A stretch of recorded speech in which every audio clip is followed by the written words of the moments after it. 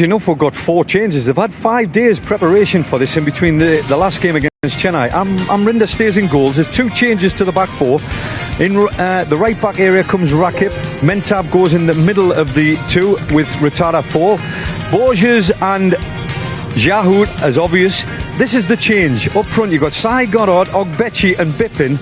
And we're thinking maybe Adam Lafondra as the number 9, but it could possibly be Ogbechi the number 9. Is that a blow to Mumbai City FC? Hugo Bumu not being available to them, but Sai Goddard getting a look in straight away?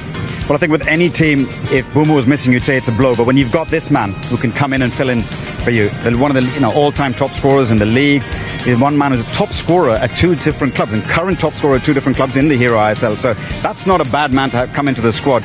So I think you lose one, and a lot of your Owen Coyle's focus might have been how do we stop Bumu, and now all of a sudden you've got to deal with what's Sai Goddard going to bring to the table, what's Bumu going to bring to the table. So you've got a whole different perspective of what you've worked on in training and what you have to deal with today. A third start for Sai Goddard, the Japanese, the AFC player in their squad. But from Jamshedpur's point of view, they need 3 points. How are they lining up today under Owen Coyle? Well, Jamshedpur, Owen Coyle's made a couple of changes. One was forced upon him. Rainesh obviously keeps his place in goal. The one at the back, which was expected, obviously Dinliana suspended, so Karan Amin comes in for his first start of the season alongside that sort of Shearer and Lima.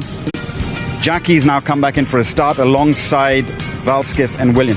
William's been rather impressive for me, and I think why he's probably bought Jackie, and I think defensively what Jackie can bring, knowing how Libera's style of play, because obviously it's his former manager, having played underneath him at FC Goa. Yeah. So he's going to be a key in terms of both in possession as well as out of possession, what Jackie can bring to the table. And don't forget, his assists are what's going to be thriving their team going forward. Certainly, most goal contributions by an Indian in the history of the ISL. He's a handy player, particularly on the wings. He provides some pace there, can't he? You need to. I mean, when you're playing out wide and you see that big number 9 in the box, and you see him, he's got such a presence in that penalty box. If he's not getting supply, he's the type of striker that lets you know. Woo! He's all verbal. Right. He'll let you know exactly what he wants, and he wants it on a plate. He wants somebody to provide the service to him. And if it's not a cross, it's a ball. United live. But I see you're ready as well, Brad. What are the key battles? All right, okay. Some sanitization, as is the norm these days. Well done, Brad. Thank you for that. Setting the benchmark very high, as always. But as far as the battles are concerned in the middle of the park, Brad, what's that looking like?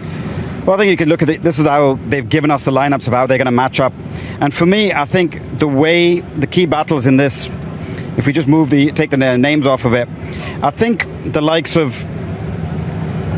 Ogbeche and Lafondre, it become more like a 4-4-2 for me. And I think when that happens, in possession, when this kind of picture appears, what I've noticed with Eze